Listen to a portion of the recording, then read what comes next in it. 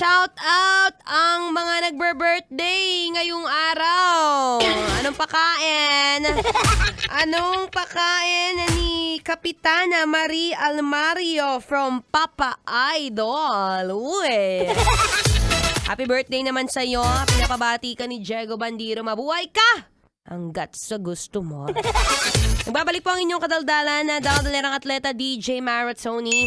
At kanina nga nabanggit ko, ang ganda ng trip ng MMDA ngayon. Kung saan, nagbukas na sila ng MMDA shower rooms para sa mga cyclists at sa mga taong kailangan mag-freshen up bago pumasok sa trabaho. Ang tanong, bakit ngayon lang? Ang tagal-tagal na natin pumapasok sa trabaho, B. Pero in fairness, at least nabuksan na siya ngayon kung saan hindi ka napapasok ng dugyot, diba? Meron ka, B, may CR na. Sabi nga dito sa mga comments, open lang po ba siya sa mga magbabike o pwede rin siya sa mga pampamilya? Bakit naman hindi? Pwede naman. Alam mo, isa sa mga maganda, kapag ganitong meron tayong shower rooms na public, bukod sa makakaligo ka, syempre dapat meron din niyang kaakibat na good responsibility. Dapat responsible ka sa paggamit kasi balita ko, may heater daw yan. At ang heater niyan, kapag hindi mo naalagaan, mabilis masira yan. So sa mga mag-iiwan dyan ng sachet ng shampoo sa may Pasig City, sinasabi ko sa inyo, itapon nyo yan. Itapon nyo lahat ng mga sachet ng shampoo o yung mga sabon. Huwag kayong mag-iiwan dyan ng mga balat ng kung anong proteksyon. Diba? As much as possible, gusto sana natin mapangalagaan yan. At para habang tumatagal, ganahan naman ang ang MMDA para mabigyan pa tayo ng maraming shower rooms.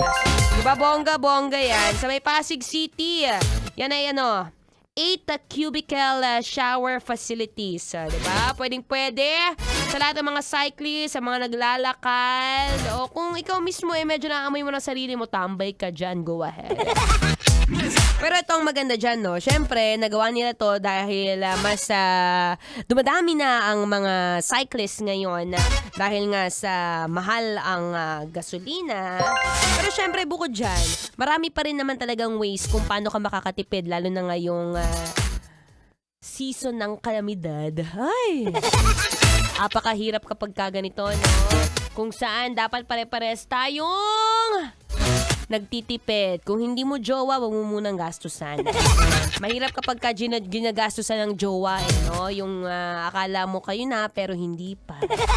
Pero alam mo, isa sa mga pinakamagandang gawin, lalo na ngayon, dahil tuloy-tuloy pa rin ang ating oil price hike. Siyempre, ayun na si Maratoni. Baka sabi mo, baka akalain mo nakalimutan na kita. Bibigyan kita ng ilang tip kung paano ka makakatipid. Bukod sa summer, syempre, dapat ngayon ay yung bulsa ay ginagamit sa pagkain at sa mga basic necessities, hindi sa oil. Anyway, ako may magbabalik maya-maya lamang. Pero dahil meron pa akong 1 minuto, sasabihin ko na yung tip number 1. Tip number 1, kung isa ka sa mga laging nagsasakay o laging pumapasada, isa sa mga pinakamaganda mong gawin is mag-carpool ka. Uy, carpool! Sino nang nakaranas mag-carpool dyan? Yung hahanap ka, maraming kanyan sa Facebook page kung saan, kunyari, galing kang Laguna. Tapos may mga tao rin sa Laguna na papunta sa destination mo. Kunyari, papunta kang Makati. Ilagay mo doon, looking for carpooler. Mula Laguna, papuntang Makati. Murang-mura lang, 500 lang ang isa, B. Ay, daig mo pa yung bus, Pero pwede yan, pwede mong pagkakitaan yan. And might as well use it para rin magkaroon ka ng kahati sa iyong gasolina. Diba? Huwag ka mahiya. Carpool mo lang yan, B. Sabi ko nga sa'yo, kakapalan na mukha is the key to success. Anyway, tuloy-tuloy ang key to success later on. Tuloy-tuloy ang Feel Good Music ngayong Feel Good Tuesday. Dito pa rin sa 90.7 Love Radio. Kailangan pa bang i-memorize yan? Basic. Metro's #1 Love Radio. Basic. sake!